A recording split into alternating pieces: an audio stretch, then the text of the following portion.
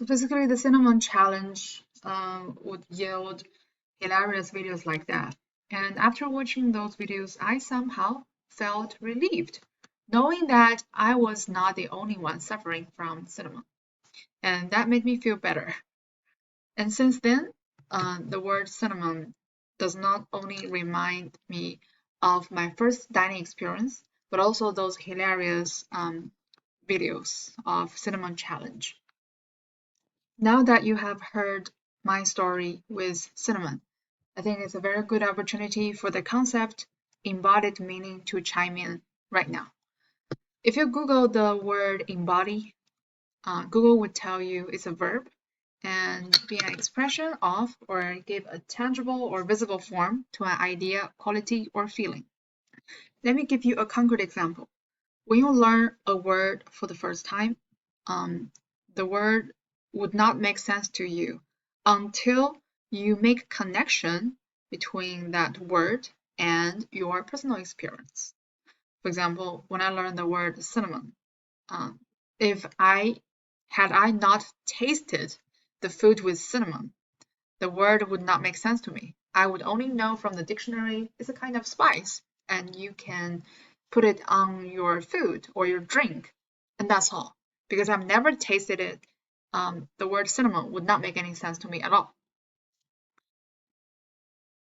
It is my actual experience with the thing, cinnamon, that give a tangible and visible form to the word cinnamon, right?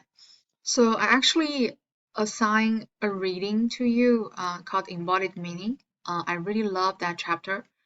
By the way, What is a Human Being is also one of my favorite books. So I strongly recommend you read that entire book if you're interested in. But for this assignment, you are only required to read chapter 18, Embodied Meaning.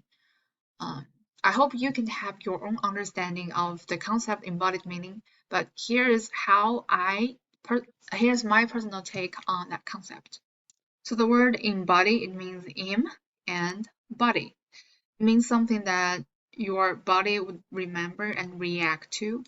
It would start certain kind of feelings, emotions, affect within your body. I would say it's meaning that are not literal, but something your body can remember. And here is a quote from the chapter. The meaning of meaning that we care about here is the way words and phrases take on meaning for human beings in actual contexts of interaction and in their mediations on life, living, and reality. So if you're interested, I can give you another story about how I learned the phrase regular or egg white. It's right below this video. I would give you a hyperlink to the story so you can check the story. By the way, this is the story of an international student dining in a US dining hall for the first time ever. It is full of misunderstandings and insecurities about one's identity, I would say. You may pause the video, check the story, read it, and then resume the lecture. Alright, assuming that you have read the story Regular or Egg White, I hope you like that story.